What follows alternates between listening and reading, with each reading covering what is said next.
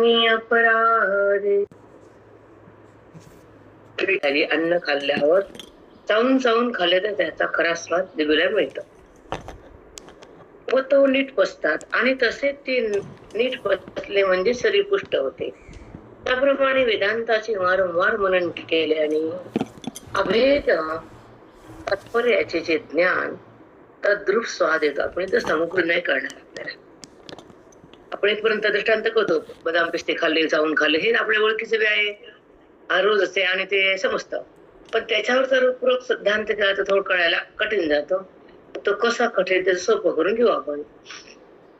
जसं पुष्टी येते बदामानं, तसं मनन विज्ञानाची पुष्टी येते. मननानं जसं चावून चावून खाल्लं, पुष्टी आली. तसं श्रवणातलं काय केलं तर विचार वारंवार करून करून करून त्या मनाला त्या शब्दाचं, त्या श्रवणाचं, त्या बोधाचं चिंतन करून करून करून जेव्हा मन एकदम शुद्ध बनतं आणि त्या मननात त्या बोधात येतं, ती पिस्त्याची पुष्टता बदामाची वेगळी आणि ही बुद्धीची पुष्टता, ती शरीराची आणि ती बुद्धीची. कशी पुष्टता ऐका. वेदांताचे वारंवार मनन केल्याने अभेद तात्पर्याचे जे ज्ञान तद्रूप स्वाद येतो. इथपर्यंत आपण थांबू. अभेद तात्पर्याचे जे ज्ञान त्याचा कसा स्वाद येतो अभेदात. दोन वाक्य. अभेद मनन केल्याने अभेद तात्पर्याचे जे ज्ञान, अभेद आणि तात्पर्य, अभेदातून काय मिळतं, तात्पर्य काय उरतं, ते तात्पर्य जे ज्ञान त्याचा तद्रूप स्वाद येतो. त्यातले तीन शब्द फार महत्वाचे. तद्रूप, अभेदाचं ज्ञान, त्याचा स्वाद. तसं जिभेला खाऊन खाऊन तोंडात आपण चावून खाल्लं, ती भाजी भाकरी किंवा जो पदार्थ तो खाल्ला त्याचा स्वाद जिभेला येतो. तसं हे मनन केल्यानं विषयाचं सारखं काय बोलले, काय सांगितलं, काय विषय होता, सारखं मनात जर आपण घोळला तर त्याच्यामध्ये अभेद ज्ञानाच्या तद्रूपता होतं आणि ज्ञानाचा आस्वाद येतो. अभेद ज्ञानाची तद्रूपता. तद्रूपता म्हणजे भेद जातो, अभेद होतो. आणि तद्रूप म्हणजे एकाग्र मन होऊन ते बुद्धी त्या पदाला त्या स्वरूपाशी एकरूप होते, त्याला अभेद म्हणतात. देहाशी एकरूप होते, त्याला भेद म्हणतात. परमात्म्याशी आज आणि त्याला पाहते, त्याचा अनुभव घेते आणि तिथं एक तद्रूप म्हणजे एकरूप. तद्रूपचा अर्थ तुम्हाला सांगते ऐका. माग तुम्हाला तेव्हाच उदाहरण देतात. तापलेला अग्नीचा तवा लाल, त्याच्यावर पाणी टाकलं तर त्याची वाफ बनती, पाणी संपत. मग पाणी काय झालं, अग्नीशी तद्रूप झालं, पाणी उरलं का? मग चिंतन करणार मन उरलं का? दृष्टांत तद्रूप म्हणजे आता दुसरं आहे का. आपण साय विरजू लावतो दुधावरची, साईवर साय, साईवर साय, तुमचे थर दिसतात तुम्हाला. जेव्हा आपण गंज काढतो, पातेलं काढतो फ्रीज मधून, त्याच्यावर आजची साय काढायची, एकावर एक थर पडतातच. पण ते थर पडल्यानंतर ते पातेलं भरतं, त्याला आपण मिक्सी म्हणा किंवा हाताने ग्राइंड करतो म्हणा. पण ती साय जेव्हा एकत्र होती घासून तर लोणी बनतं. मग लोण्यात साय नाही, पण साय वाचून लोणी नाही. श्रवणापासून तद्रूपता नाही, अभेद नाही. आणि अभेदामध्ये श्रवणाचा शब्द मिसळतच नाही. पण तिथून पुढे पुढचा भाग त्याला मंथन करून करून करून श्रवणानं तद्रूपता झाली. तद्रूपता म्हणजे बुद्धी भगवंतामध्ये विलीन होणं, एकरूप होणं. मग तसं साय घोटून घोटून लोणी झालं, सगळ्याचा सार काढला ना सायातला, स्वतः खाली गेला, स्वतः खाली गेला, लोणी वरी आलं. तसं देहभाव खाली गेला, आत्मत वरी आलं. हे कळायला पाहिजे ना. हा, आपण लोणी जेव्हा घेतो तर टाकातला चौथा खाली सोडून देतो ते टाक. पाणी टाकलं घातल्यानंतर टाकही बनतं, चौथा खाली येतो. दोन भाग आहेत ना याच्यामध्ये. तुम्हाला आता कळेल न कळेल माहित नाही मला. याच्यामध्ये वाच्यांश वाच्यार्थ सांगता येतो मला. आता नवीन साधक त्यांना नाही कळणार. जेव्हा तो अभेदात्मक विषय तो तत्वमसीचा सांगायचं, तिथं आपल्याला वाच्यार्थ वाच्यांश तत्वमसी वाक्यानं मोक्षाचं ज्ञान होतं. गुरुच्या ठिकाणी ते उद्भूत होतं आणि साधकाच्या हृदयात जातं. आणि त्या वाणीनं, त्या उपदेशानं त्या जीवाला ब्रह्मपद येतं तो शिव शिव होत. हे बोधाची ताकद आहे.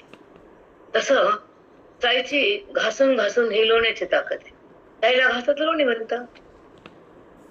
आणि मग लोण्यामध्ये साय नसते. सांगा लोण्यात साय आहे का? नाही नाही माऊली. साई शिवाय लोणी नाही, लोण्यात साय नाही. तसं श्रवणावाचून मोक्ष नाही, मोक्षात भगवान जीव शिव नाही. हा सुंदर विषय असतोय. श्रवणावाचून मोक्ष नाही. मोक्ष नाही.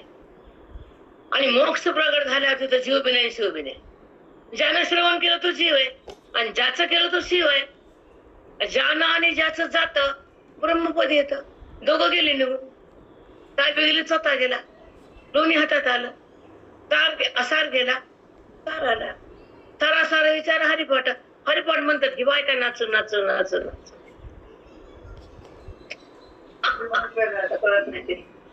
पण सांगितलेलं आहे तिथं. कळू न कळू हे आपल्या अधिकार आहे. आणि म्हणणाऱ्या लोकांना कळण्याचं भान नसतं. आणि कळणाऱ्या लोकांना म्हणलं न म्हणलं सगळं तिथं असतं. म्हणतानाच बोलतानाच त्याला कळतं ना. हरिपाठ म्हणतानाच ती अवस्थाच असते त्यांची. म्हणून तर बेधंद असतात हरिपाठात ते. ज्ञानोबा माऊली म्हणतात टांग खाली थांबत नाही जेवण, बाकी सोडून द्या. ज्ञानोबा माऊली म्हणतात अंग सळसळ करते. मग तो असते का काय तितकं जुलत काय. मी मठामध्ये फुगड्या, आमच्या साधक असं मग फुगड्या करायचे.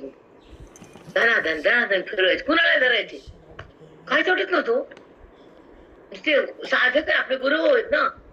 सगळे लोक बसायचे मध्ये फिरायचे. दान दान दान दान दान. सगळा भावच वेगळा असतो. तो मंदिर आहे ते, रस्ता नाहीये. कुणा संग फुगड्या, कुणा संग ते वेगवेगळे प्रकार करायचे. ते चांगले बेधंद व्हायचे. घर ना दार ना काय आठवत नव्हतं. तसंच व्हावं लागतं हो. एक एक एकातून पुढे जावं लागतं. मग ते मागच्या समोर येत नसतं. लोणी झालं चौथा कशाला बघल ते लोणी मरायला. लोणी बोललं मौसत खाल्लं गटागट पुष्टी आली आणि चौथा खाऊन खोकला आला. आंबट आंबट तुझं संसार आंबट. आता पुढे जाऊ. हे वाक्य पुन्हा घेते, नीट आहे का? हा दृष्टांत हे कळावंच लागतो. तो दृष्टांत एकाग्र ऐकलं घराने ऐकलं सोडून द्या. पण तुम्हाला कळत नाही म्हणून बघ दिले कशाला बघ.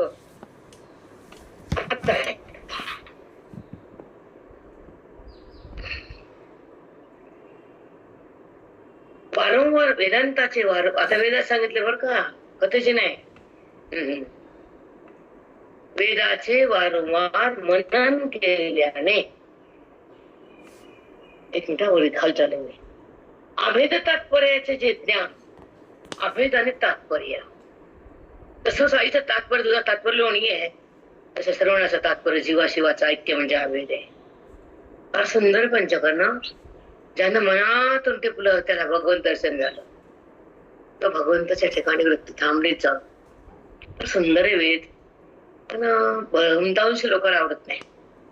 लोकांना कर्म फिर्म हे बहिरंग काही बी आवडतं. तीर्थ यात्रा जत्रा खतरा पत्रा सगळं तेच कळत नाही. कळायचा विचार नसतो, हिंडायचा विचार आहे. ते बुद्धीला ताणच नाही ना. हा ते शरीराला ताण आहे. डोंगरात जाणं उंच उंच कमी आहे का बाबा? आता ऐका. मनन केल्याने वेदाचे मनन, वेदाचे तात्पर्याचे जे ज्ञान त्याचा तद्रूप स्वाद येतो. इथं आपण थांबू. मला मी सांगितलं ते वर आलं, ती वर आली भगवंताकडे गेली. काही घासली लोणीवर आलं, स्वतः फेकून दिला. तसा देहाचा स्वतः वृत्तीने फेकून दिला आणि ब्रह्मपदावर आली. आता स्वाद घ्यायचा राहिला ना. आता कोणता स्वाद आहे? तद्रूप जे ज्ञान तद्रूप स्वाद येतो आणि आत्मज्ञान दृढ पुष्ट होते. तद्रूप त्याचा काय येतो? स्वाद येतो. आणि आत्मज्ञान काय होतं? पुष्ट होतं. इकडे बदाम खाऊन शरीर पुष्ट होतं, इथं मन पुष्ट होतं. फार भयंकर शब्द येत. आत्मज्ञान दृढ म्हणजे पुष्ट होते, मजबूत. तो भाव हलत नाही. कोणचा भाव? आत्मभाव संपत नाही. वृत्ती देहाला शिवतच नाही. तो मी आहे हे जाणती देह मी नाही असा निश्चय करते. मी देह नाही हा निश्चय होतो. तो मी आहे असा अनुभव येतो आणि दृढ आत्मसाक्षात्कार होतो. आणि दृढ म्हणजे संशय नाही, अदृढ म्हणजे संशय सहित. आणि दृढ आणि अदृढ, अदृढ म्हणजे संशय, मी देह का, मी जीव का, मी शिव का, मी कोण, याला दृढ अदृढ म्हणायचं. म्हणजे जेव्हा दृढ ज्ञान होतं तर तिथं संशय जातो आणि आत्मत्व पुष्टी आत्म्याची. पुष्टी म्हणजे मजबूती. जसं बदाम खाल्ले की अंगात ताकद येते, मजबूत होतं शरीर, तसं ही ब्रह्मस्वरूपाची मजबूती येते. बुद्धी ढिली पडत नाही, तगमग करत नाही आणि त्या ठिकाणी विकार होत नाही वृत्तीमध्ये. कारण निर्विकार प्रगटलाय ना वृत्तीमध्ये. जिथे निर्विकार प्रगटलाय, दृढ आत्मभाव झालाय, तर ती वृत्ती कशा डगमग करण. विकार संपल्यानंतर निर्विकार आहे. आता विकार कसा संपतो हे ऐका 2 मिनिटं. विकार हा अविद्येचा आहे आणि त्या वेळी तुमच्या सोबत सतत आहे, अनादिकालापासून आहे. पण निर्विकारता ही ब्रह्मज्ञानापासून. जेव्हा बोधा हृदयात स्थापन होतं, आपण मूर्ती आणली की त्याची प्रतिष्ठापना करतो आणि मग त्याला नैवेद्य दाखवतो, आरती पूजा वगैरे करतो. तसं तो परमात्मा त्याची प्रतिष्ठापना त्या महावाक्यातून ज्ञानातून होती. प्रतिष्ठापना म्हणजे तिथं स्थापन होतो, तो आलत नाही पुन्हा. तुम्ही जाता त्या घरातून पण तो त्याच्या ते प्रतिष्ठापना केली, तो भगवंत तिथंच राहतो. त्याची स्थापना केली, त्याच्यात प्राण तो आलं. आम्ही एकदा मंदिरामध्ये गुरुजींची स्थापना झाली, मोठं बांधले आणि मूर्तीसाठी यज्ञ झाला. त्यावेळेस खाली गर्दा होता म्हणून आम्ही वरील पाहिलं, जागाच नव्हते मुंगीसारखी लागा. आणि मग वरून पाहिलं तर होसो आकार वगैरे. त्याने सांगितलं की प्रतिष्ठापना म्हणजे काय. त्या मूर्तीमध्ये प्राण प्रतिष्ठापना, त्याच्यात प्राण जो तयार केली. मग त्याला भूक लागते म्हणून निवेद्य. त्याला निवेद्य दाखवावाच लागतो. आमच्या मूर्ती लावून रोजचा डेली निवेद्य. इथं मंदिरात कोण दाखवतो का, मूर्ती आहे का नाही, वेळ नाही कोणी पाळत. आमची आरती, सवळ्यात पूजा, गुरुजींचे वस्त्र पण सवळ्यात आहे आणि पूजा करणारे पण सवळ्यातच असतात. मी कधी असते कधी नसते, कधी विसरून गेला, कधी चूक होती माझ्याकडनं, पण मी गुरुजीला वर्ष कळतच नाही. म्हणजे आयुष्यभर तप केल्याशिवाय अध्यात्म बाहेर येतच नाही तोंडातून. अध्ययन तरी तोंडातून वेळ देतो, बाकीच्याला येत नाही बेटा. तपस्या लागते, संताची संगती लागते, वेदाची संपत्ती लागते, बोधाची धार तलवार लागते आणि अंतःकरणातल्या परमेश्वराचा स्पर्श लागतो. आत देहाचा संबंध नाही बेटा. वृत्तीच्या द्वारे जड दाखवते वृत्ती. तुम्हाला काहीच कळत नाही वहिनी, मी खोटं नाही बोलत तुम्हाला. पण तुम्हाला खोटं बोलून चूक करून तुमच्या मला काय मिळणार आहे का? 10 तोळे 20 तोळे 50 तोळे बापाचं काहीच नाही. तुम्ही आशीर्वाद दिला, तुम्ही इथं बोलवलं, आतापर्यंत बाहेर येते, हे सोन्याचा बाप आहे. ज्या वेदामध्ये जे अंतःकरण प्रवेश करत तो सद्बोध झाला. ते अंतःकरण जगताकडे पण धावतं, क्रोधामध्ये पण येतं, गुणाला चाकतं, जगाला बघतं. त्या विद्येचं सामर्थ्य असतं. पण जे गुण संपतात, अंतःकरणाचा बाध होतो, बोध आत जातो, परमात्मा प्रगट होतो, ते हृदय मंदिर होत आणि हा देह पंढरी बनते. समाज चूक आहे का ते धरा, चूक करा, खंडित करा. आमचा आम्हाला काय त्याचा राग नाही, लोभ नाही. तुम्ही आमच्या बोलण्याचं खंडन करा. रामकृष्णारी माई किती छान. इकडे दूध आहे, इकडे खवा, इकडे तूप आहे. 3 वस्तू दुधाच्या आहे. हे टाका, दही घेत नाही मी, आंबट आहे ते. दूध, खवा, तूप. लोणी घेतलं, लोणी घेऊ शकता, तसं काय नाही. दुधाचा 1 अंश लोणी पण आहे, खवा पण आहे, लास्ट तूप आहे.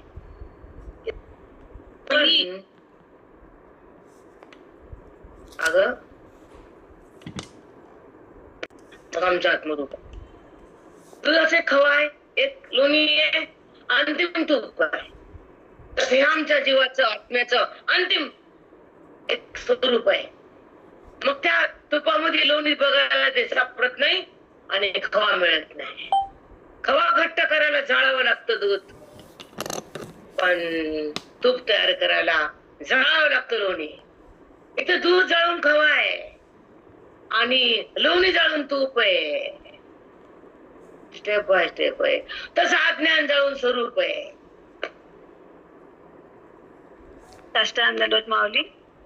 साष्टांग. अगदी सत्य, त्रिवार सत्य आहे की तुपामध्ये लोणी सापडत नाही, लोण्यापासूनच तूप बनतंय. पण तूप झाल्यावर लोणी नाही. तसं आत्मरूप झाल्यावर देहभाव नाही. साष्टांग दंडवत माऊली. साष्टांग दंडवत माऊली. ऐका, एक सिद्धांत खूप सुंदर आहे. त्याच्यात तुम्ही आलात आता. हे मागे ते 4 वाक्य सांगू शकता का? तुम्हाला मी सांगितले 3-4 प्रकार आहे ना. दूध, तूप, खवा आणि लोणी. दूध. आता दूध नाही तर सांगू ताई तेवढी वाक्य सांगू का? दूध, दूध, लोणी ही सर्व दुधाचे पदार्थ आहे. दूध जाळून खवा. याचे उत्तर. जेव्हा आत्मस्थिती प्रगट होती तर ती वृत्ती देहातून भिन्न असते, परमात्म्याशी अभिन्न असते, स्वरूपामध्ये अखंड असते, जगत भावातून अलग असते, भ्रांती निवृत्त असते, मन शांत असतं, कारण ते नारायण बनतं. त्याला म्हणायचं शेवटचा टप्पा तूप.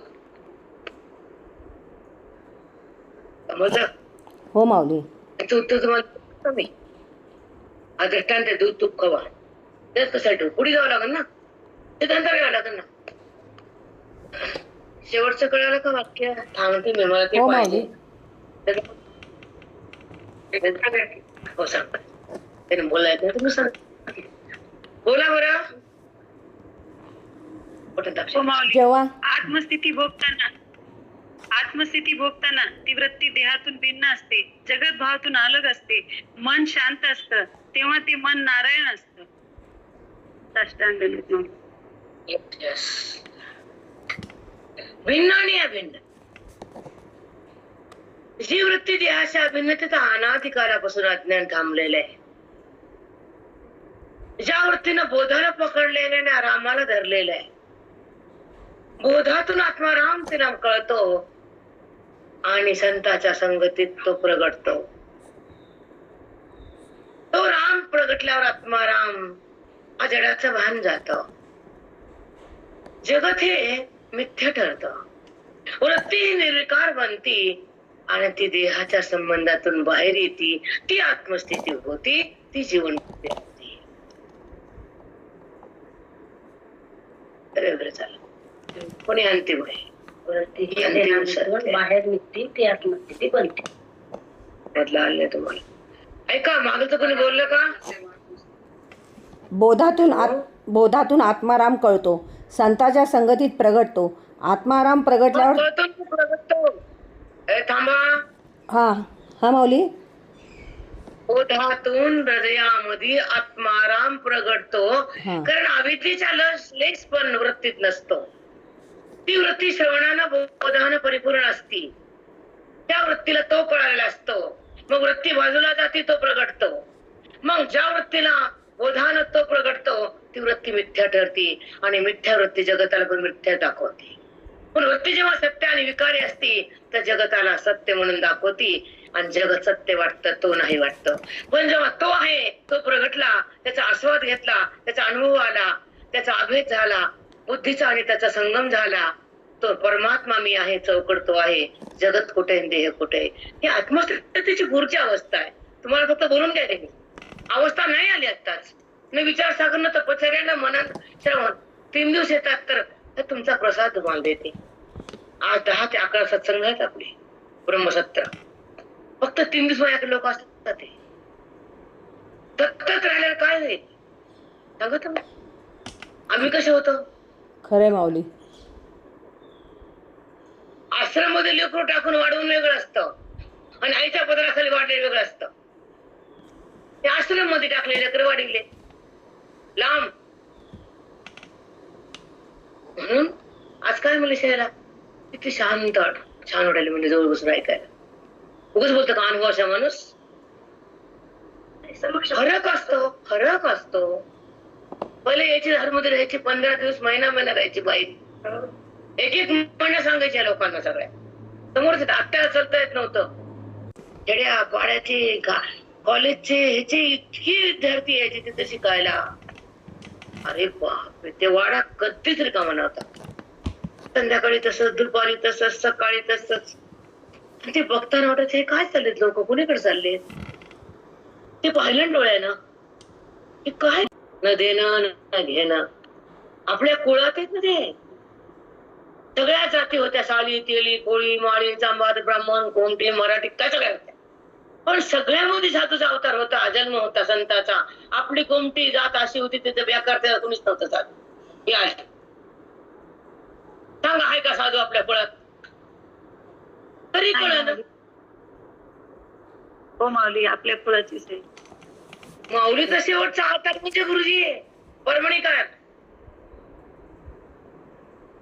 त्याने वेदाला प्रगट केलंय, जगताचा वाद करून टाकलाय, जीवाला ब्रह्मज्ञान देऊन शिव करून टाकलंय, अविद्येचं रान मोडून टाकलंय, ब्रह्मवेदेची शान करून दिली आणि हृदयामध्ये स्वरूपाची प्रतीती करून जगाला मुक्तीचं दान दिलंय. साधेत का गुरुजी? साधे गुरुजी मौल साधेत. कळतं का आपल्या कुळात कोण हिरा आहे जन्मलेला? समजतंय आर्य वैश्य काय ते? बघा ते मारवाड लोक ते गुराला कसं करते, ते रस्त्याला कसे झुलतात बघा. अज्ञानाला मारलं, देहभावाला त्यानं संपवलं आणि ब्रह्मानंद त्यानं तुम्हाला भोगायला दिला. जन्म मृत्यूला त्यानं थांबवलं. काळ तुमच्याकडे वापस गेला, राम हृदयात प्रगट झाला. अशा संताला कुठं ठेवावं? संताला अशा हृदयात पण जागा कमी पडती. म्हणून माझं हृदय सद्गुरु, त्याचं हृदय पवित्र आहे, बाकी सगळं घाण आहे. तिथं परमात्मा ते पवित्र आहे, तिथं त्याचे हृदय, त्याचे पाय त्याचे. मग तुम्हाला आधी सांगितलं की जिथं संताला आपण शरण जातो, ग्रंथाला मन देतो, वेदाला सहज आत नेतो, तो ब्रह्मवेत्ता होतो. तिथं पाठ केलं का काय? नाही पाठ केला तुमको त्या अभंगातलं घेतलं का? अभंगातलं नावाने बोलती, प्रसाद असतो त्यांचा, आधार असतो त्यांचा, आशीर्वाद असतो त्यांचा. म्हणून वेद कळतो. वेद सांगणं करणं मांडणं किसके बस की बात नाही आहे. बात सोपं आहे. अध्यात्म सोपं आहे. वाचून सांगता येईल ना बायाला, ऐकू ऐकू सोपं आहे. इथं अज्ञान का सोपं नाही आहे का? हजारो लाखो कोटी जन्मामध्ये तुम्ही त्या अज्ञानासोबत घेऊन फिरताय. त्या देहातून त्या देहात, त्या नरकातून त्या स्वर्गात, स्वर्गातून वृत्ती लोकातून पाताळात, कोणत्या जमिनीत, कोणता जन्म पाण्यात, कोणता हवेत, कोणता झाड्यावर. किती किती प्रकारचे जीव कोटी बापरे. जे नजरेवर दिसत नाही ते हवेत नाहीत का? नाना प्रकारचे त्या जंतू हवं लागतं. कुठं राहावं लागतं? इथं बसायला माणूस फुकून बसतं. आणि त्या जंतू कुठं कुठे जातात त्याचं काही नाही, देणं नाही घेणं. ते बिमारी नाना प्रकार जंतू नाही तर काय काय. आणि ते बसल्या कुठं आहे आपण तेव्हा? तिथं आहे का? येऊन ठेवून तिथं आहे का? मग ते जन्म का आले आणि उपाधीमध्ये का जीवात्मा फिरायला आहे? कारण त्याला साधू नाही, संत नाही, वेद नाही, बोध नाही, त्याला स्वतःची ओळख नाही. एकच उत्तर शेवटचं, त्याला फक्त देहाचा संबंध नाही, वृत्तीचा विकार आहे आणि बुद्धीत भेद आहे, नाना जन्माचा त्याला प्रसंग आहे. तीन गोष्टी फार भयंकर आहेत. त्याचा संबंध देहाशी आहे, संबंध ईश्वराशी नाहीये. त्याचा वास्तविक संबंध आहे भगवंताशी असतो. आपला अधिष्ठान आत आहे आणि आत्मरूप ते आहे आणि अनात्मा आहे, त्याच्यावर हे आधारित आहे. तो अधिष्ठान आहे. त्याला म्हणायचं क्षेत्रज्ञ. क्षेत्र हा क्षेत्र आहे आणि तो क्षेत्रज्ञ आहे. हे क्षेत्र प्रकृती त्या पुरुषावर आधारित आहे. त्या दोघांचा संबंध आहे. पण प्रकृती जगाचा, घराचा, खोट्या भूताचा, जे दुःख देतात त्याचा संबंध करती. किती घाण वृत्ती आहे. देहाला माझं म्हणती, नात्याला खरं म्हणती, जगताला बरं म्हणती, विषयात सुख म्हणती, सुख दुःखाला धरती, भगवंताला सोडती आणि अलिप्त राहती आणि जन्म मरणात फिरती. ती वृत्ती अनात्माकार असते. प्रत्यय आत्माकार नसते. सूक्ष्म भाषा आहे, कितपत कळेल मला माहित नाही, पण सांगायचं काम असतंय. आई स्वयंपाकार कष्ट करून घाम गाळून करते दिवसभर. उन्हाळ्यामध्ये किती पाणी गळतं अंगातलं. तुम्ही जा गॅस पशी उन्हाळ्यात, तिथं काय कोंदट घरात आहेत, पंखा नसते, माती नसते, स्वयंपाक करावं लागते. किती पाणी जाते अंगातून, पण आई प्रेम झालंय की माझे लेकर जीवन मुक्त होतील, जीव मुक्त होतील. पण ते मुक्त होतात गजाली मला आमच्यात भेद आहे हे कुणाला माहितीये. आमचा संबंध अशा आहे कुणाला कळते. आमच्या आत्मस्वरूपावर भगवंतावर आवरण केलेलं आहे, ते फोडायचं कसं कुणाला जमतंय. टप्प्याने लोकांना फोडतो आपण खपाखप. पण जेव्हा कृपाळ अंतकरण होतं त्याला कोणाचं मन दुखा वाटत नाही, कारण कृपाळू ज्ञानी कृपाळ असतो, दयाळ असतो. त्याला तिरस्कार, कुणाची भावना दुखवणं, कुणा ढकलून देणं, कुणाचा अपमान करणं कधीच शक्य नसतं. कारण अंतकरण अगदी कोमल असतं, सहज बोलताना डोळ्यात पाणी असतं.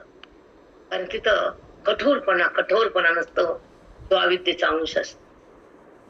ब्रह्मविद्येचा अंश पवित्र आणि कोमल, मृदू आणि शांत, निर्विकार आणि एकांत. त्या ठिकाणी फक्त भगवंत, तो महात्मा. साष्टांग या वस्तू दंडवत. सांगतो कोणा, पळो की न पळो मला नाही देणे घेणं, ती स्थिती असती. तो कठोर कधीच नसतो, फक्त जगासाठी असतो. जगाला कुठे कळत आहे. जग त्याला पाय खाल मोरी बसते नाही का, चांगल्याला खालीच पायाचा त्या सुखायची. पण शेवटचे वाक्य सांगा आता पल्लीवार बाबे आहेत का नाही. शेवटचे 5 वाक्य सांगितले बघा, सुंदर वाक्य ते सुवर्ण अक्षरात लिहायचे. तुम्ही माना की न माना, आम्ही तुमच्यावर डिपेंड नाही. नाही लिहिले माऊली मी. कोण लिहिले मला येत नाही, असतं आले. एक वाक्य सांगितलं. ज्ञानी हा दयाळू असतो, त्याचं अंतकरण कोमल असतं, त्याच्यामध्ये कठोरपणा नसतो, कारण तिथे ब्रह्मविद्या असते. त्याची वाणी मृदू असते, तो ज्ञानी शांत असतो, कोमल आणि एकांत असतो. तो केवळ भगवंत असतो. पवित्र हृदयामध्ये तो प्रगट असतो. तिथे व्यवहार नसतो, त्या ठिकाणी फक्त प्रेमाचा पूर असतो. आम्ही बघितलंय महात्म्याला आमच्या काय होते, कसे होते, काय नाही.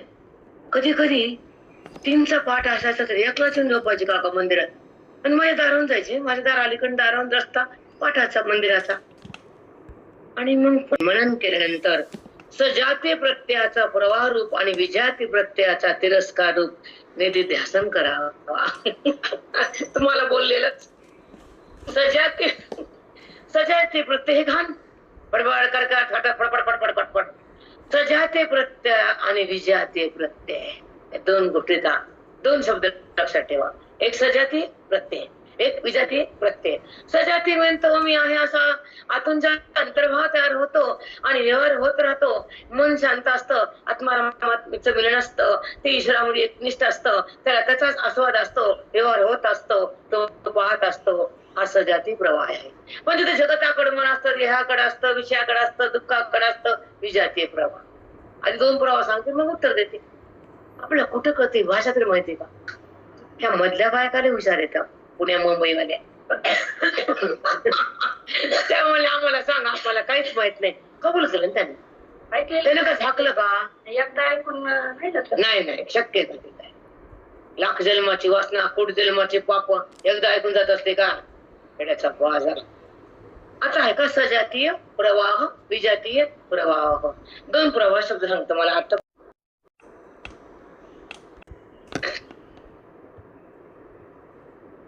अशा रीतीने मनन केल्यावर, आता मनन म्हणजे काय सांगते आणि केल्यावर सांगते, सजाती विजाती सांगते. खरं सुंदर वाचून दाखवून तुम्हाला काय करणार आहे. मनन केल्यावर काय होतं ऐका. सजातीय प्रत्ययाचा प्रवाह रूप आणि विजाती प्रत्ययाचा तिरस्कार रूप निधिध्यासन करावा. तो केल्याने आत्म्याचा बरोबर अनुभव येऊ शकतो. काय सुंदर वाक्य आहे. तुम्हाला सांगते त्याचे पटीकर सगळे जण ऐका, अवघड नाहीये. तुम्हाला एक सांग का, तुम्हाला अवघड का वाटतं. तिथे संस्कार कमी येतं आणि ह्या संसारात संस्कार जास्त येतात. त्याचे कमी येतं, याचे जास्त येतं. म्हणून हे शब्द वाटले की असं होते, काय होत नसतं. ते ऐकत ऐकत राहिले की आपोआप बुद्धी सावध होते आणि बोधात येते. देहात उरतच नाही. श्रवणाचं हे सामर्थ्य आहे. जेव्हा जेव्हा श्रवण करतात, जेव्हा जेव्हा साधूपणे असतात, जेव्हा जेव्हा वेदाकडे जातात, देहाध्यास निवृत्त होतो, बुद्धीचा वाद होतो, आत्माराम प्रगट होतो, त्याचा संबंध होतो, त्याचा अनुभव येतो, विजय ते प्रवाह संसाराचा बंद होतो आणि स्वच्छ अनुभूती तिथून सजाती प्रवाह.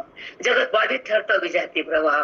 देह मी आहे असा भाव बंद होतो, विजाती आहे. जगत आहे वाटणं, देह मी वाटणं, सुख दुःखाचे धक्के बसणं आणि वृत्तीमध्ये विकार होणं हा विजाती प्रवाह आहे. वृत्ती विषयाकडे का धावती? तिला भगवंताची ओळख नसते आणि तिला भगवंताचा प्रत्यय घेतलेला नसतो. पण आत्मचिंतनामध्ये बुद्धीला आत्मत्वाचा प्रत्यय येऊन सुखाचा अनुभव असतो. ते दुःखाकडे यायला तयार नसती.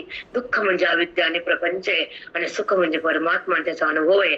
म्हणून सजाती प्रवाहामध्ये परमात्म्याचा अनुभव असतो, विजाती प्रवाहामध्ये जगत आणि देह असतो आणि त्याच्यापासून दुःख उत्पन्न होत असतं.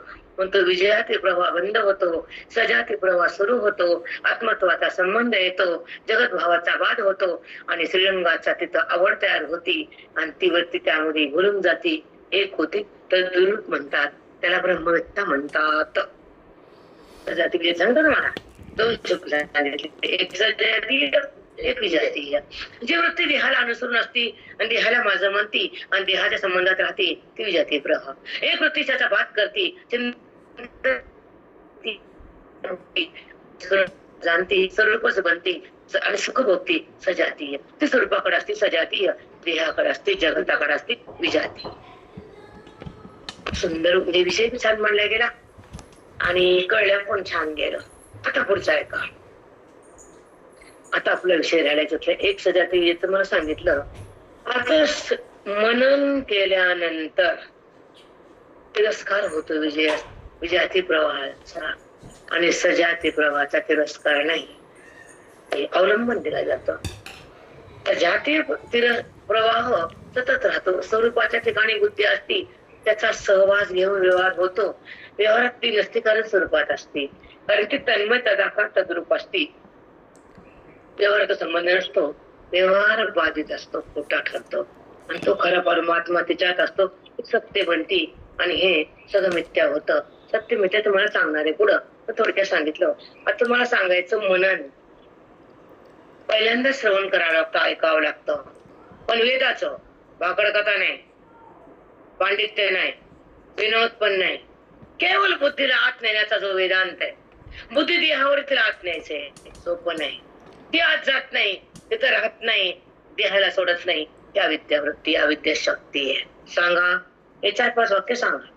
देहावरची सुटत नाही, आत्मरूपाकडे भेटत नाही, अंतर्मुख होत नाही, जडाला सोडत नाही, परमात्म्याला जाणत नाही, अभेदभावात रमत नाही, सुखाला भोगत नाही, दुःख टाकता येत नाही, तिचा बेस संपत नाही, बोधानं ती आत जात नाही. ती अविद्या कठीण आहे, तिचं कवच फोडणं सोपं नाही. चला चला बोला, थांबते. कारण किती काळ तुम्हाला सांगावं लागेल, पुन्हा डबल सांगते अजून. कारण तुम्हाला जर इतकं बी बोलून काही जर कळत नसेल तर फायदा असं नाही. वृत्ती देहाचा संबंध करते, पहिल्यांदा अविद्येचा भाव आहे आपल्याला म्हणावं. वृत्ती देहाचा संबंध घट्ट पकडलेली असते आणि ती त्यालाच माझं म्हणत असते. ती वृत्ती अहंकारी असते, तिच्यामध्ये भेद असतो आणि तिच्यामध्ये विकार असतो, अज्ञानाचा आविष्कार असतो. ती जडालाच पाहत असते, भगवंताला नाही म्हणत असते. तर भगवंत तिला माहित नसतो, तिला जगत आणि ध्येय माहित असतो. हे अविद्येचाच प्रकार असतो, त्यामध्ये आविष्कार हृदयात असतो. तिला खोटं माहित असतं, तिला खरं काहीच कळत नसतं. हे माहित असणं ते कळणं, दोन अवस्था आहेत वृत्तीच्या. माहित असणं म्हणजे दाखवते अज्ञान, अविद्या वृत्ती जगताला दाखवती आणि भगवंताचं कळणं झाल्यानंतर ती वृत्ती आत जाती. आत जाताना बोध असतो, तो वेद असतो, साधूची कृपा असते आणि श्रवणाची भक्ती असती, आयुष्याचं तप असतं. तेव्हा ती वृत्ती देहाला सोडून अंतर्मुख होती, विषयाला सोडून भगवंताचं सुख घेती आणि भगवंताच्या सुखात गेल्यावर तृप्त आणि मुक्त होती. ती तिथं संपून जाती. बाहेर यायला जागा नसती, पर्वती तद्रूप झाली. पाणी वाफेनं संपलं, तसं वृत्तीतलं अज्ञान संपलं. ती ईश्वरात अभिन्न झाली, देहातून भिन्न झाली, स्वरूपामध्ये तद्रूप झाली, आपल्या रूपात एक झाली. व्यवहारात ती करून त्याला पाहणारी झाली. तिला साक्षीत्व तयार झालं. पाहतेपणा करतेपणा गेला, कारण ती परमात्म्यात आली, अकर्ता झाली. चला बोला, काय कळालं? थांबते मी इथं. नाही कळालं काही, पण मी फास्ट नाही, साधं शांत सांगायला. श्रवण जेव्हा बुद्धी जात तेव्हा ते श्रवण बोध राहतो. प्रेरणा होत नाही, बहिरंगातून आत जात नाही, परमभावात येत नाही, अभेदभाव तिचा होत नाही, तिला सुख मिळत नाही, कारण तिचा भेद संपत नाही. त्या अविद्येचं कवच फोडतात ते सद्गुरुनाथ. वृत्तीमध्ये अहंकार असतो, वृत्तीमध्ये भेद असतो, अज्ञानाचा आविष्कार असतो, म्हणून ती जडालाच पाहते. भगवंत तिला माहीतच नाही. तिला माहित असतं ते जड, जगत आणि देह, तेच तिला माहित असतं. कारण तिला खरं कळतच नाही. कारण अविद्येची वृत्ती तिला जगतालाच दाखवते, खरं तिला कळूच देत नाही. परमात्म्याला झाकते. त्या परमात्म्यावर अज्ञानाचं जे आवरण असतं ते साधू काढतात. मग त्या वृत्तीला भगवंत कळतो. साधूची कृपा होते, श्रवणाची साधना होते, साधूचं तप कामी येतं. मग ती बुद्धी विषयाला सोडून, दुःखाला तोडून अंतर्मुख होते, तृप्त होते, ती मुक्त होते आणि स्वरूपाला पाहून तिथंच संपते. कारण त्या स्वरूपात ती तद्रूप होते. बाहेर यायला ती उरतच नाही, कारण ती स्वरूपामध्ये एकरूप झाली. ती आता व्यवहाराला पाहणारी झाली. आधी व्यवहारात तिचा कर्ताभाव होता, आता तिचा साक्षीभाव असतो. पाहतेपणा आणि कर्तेपणा तिचा गेला आणि ती परमात्म्यात आली आणि अकर्ता झाली. ज्ञानाची सिद्धी झाली तिथं. एक वाक्य लय बेटा, ज्ञानाची सिद्धी पूर्ण झाली. साधूची कृपा झाली, साधक सुसंपन्न झाला, मुक्तीचा प्रसाद दिला, अनुभव हृदयात आला, जगतभाव संपून गेला, त्याचा संबंध विघरून गेला, वृत्ती शांत झाली, निवांत झाली, ती नारायण झाली.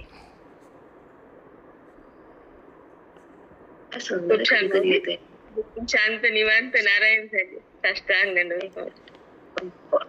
काय कुणाचं वैभव, कुणाचं पुढचं आयुष्य छान जाणार हे माहित नसतं आम्हाला. जे जे जीव येतात ते तरुण जातात.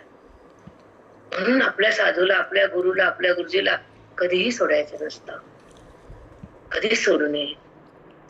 जिथं वेद आहे, जिथं मोक्ष आहे, जिथं आपलं रूप आहे, जिथं जीवनाचं मांगल्य आहे, ते सोडायचं. कुठे कशाला जायला, काही पण करायचं. इथं आलं की सगळं भरून निघतं, तुमचं कर्म निघतं, उपासना. आम्हाला ते चातुर्मास मध्ये हे करा, ते करा, कर कर कर आमचे नसतेच. विचार म्हणलं किती शांत असते. विचार आहे कधी वासना, काही गदित वच कच कच बच बच काय असते, काय विचार कच नाही. निवांत पाठ बोलणं, एकांत शांत. विषयच नसतो काय, कुठली आठवण, कुठलं काय, निवांत शांत एकांत. हीच तर भूमिका करी ना. त्यांच्या वाटतं ह्याची विचार, ते बोललं, ते धक पेटलेल्या मनामध्ये भगवंत कसा प्रगट आहे. वासनेचा अंकुर फुटल्यावर परमात्म्याची भेट कशी होईल. सगळं संपवावं लागतं, अंगण स्वच्छ करावं लागतं, परमात्म्याचे दर्शन साधं करून देतं. हे तर परमार्थ आहे, हा मुख्य परमार्थ आहे. सजातीय विजातीय प्रवाह काय शब्द आहे. आत्मबोधामध्ये, परमात्म्याच्या सहवासामध्ये, अभेदाच्या शक्तीमध्ये वृत्ती सजाती प्रवाहाकडे जाती. आणि सजाती म्हणजे तो आहे, जगत नाही. देह माझा नाही, मी देह नाही, हा असा अनुभव घेती. वृत्ती शांत होती, कारण ती वेदांतात राहती, साधूच्या चिंतनात राहती आणि स्वरूपाला जाणता जाणता स्वरूप बनती. सजाती प्रवाह नाही तर कोणता प्रवाह आहे. ती वृत्ती ईश्वराकडे सदा आहे. ती व्यवहार करताना पण संबंध ईश्वराचा आहे आणि दुःख सुख करताना पण अभेद त्याचा आहे. भेद संपलेला असतो, अज्ञान मावळलेलं असतं, परमात्मा आकळलेला असतो, जगतभाव नष्ट झालेला असतो आणि चौकडे त्याचा आस्वाद असतो. कारण तो विश्वामध्ये विश्वात्म्यापाशी तो साधू असतो. तो परिच्छिन्न कधीच नसतो, त्याला स्पर्श देहाचा नसतोच. कारण आपल्या महिमेत असतो, तो स्वरूपामध्ये एक रूप असतो, व्यवहारा बाधित असतो, मन हे राम असतं, देहाचं भान नसतं आणि आत्मत्वाची जाण असती, ती बुद्धी ब्रह्म असती. तिथं काहीही नसतं, केवळ तो आणि मी हा शब्द सुद्धा नसतो.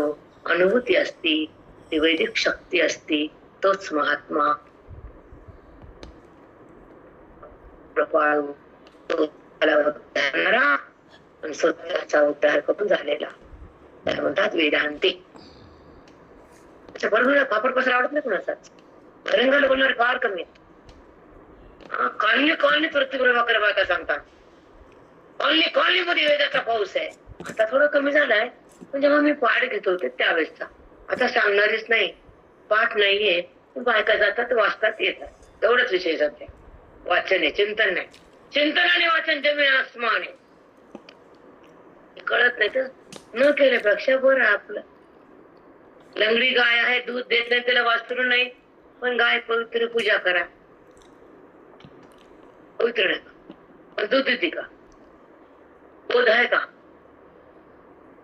दूध नाही म्हणजे बोध नाही, वासरू नाही म्हणजे मोक्ष नाही, लंगडा पाय म्हणजे अद्वैत नाही.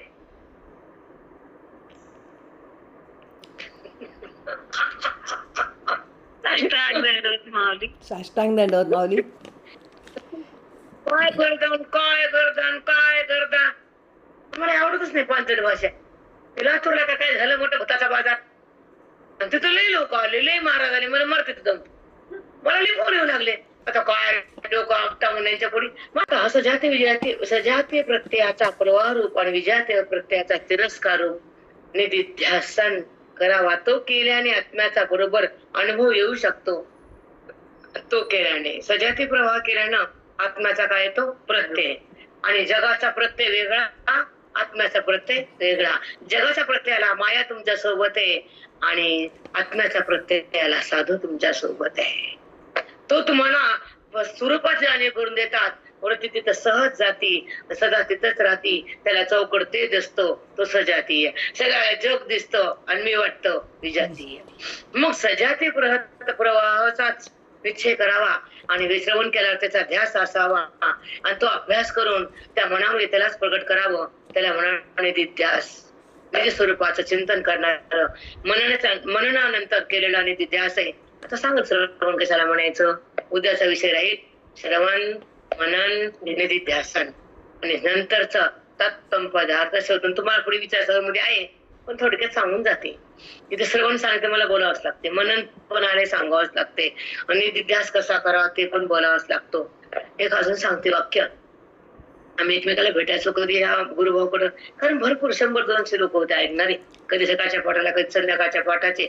एक ग्रुप जे जॉबचा ग्रुप सकाळ घ्यायचा आणि मग ते जॉबचे सुटून ते 7ला येऊ शकतात. बँकेतले, पोस्टातले, अॅग्रिकल्चर मधले सगळे लोक असायचे, सगळे सुशिक्षित लोक महाराजांकडे ऐकायला. मग ते सकाळचा ग्रुप होता आणि नंतर दुपारी ते जॉब मध्ये येत नव्हते, मग आम्ही चालत जायचो. मग ते दुसरा ग्रुप असायचा. असे करून कमीत कमी 200 लोक असतात. आमच्या आणि असं करायचं नाचायचं. तर तिथं मग आम्ही एकमेकाला बोलायचं, काय का काय बोलतो तर तेव्हा आमच्या पाठ पंढरीनाथ भगवान की जय, माऊली ज्ञानेश्वर महाराज की जय, बजरंग की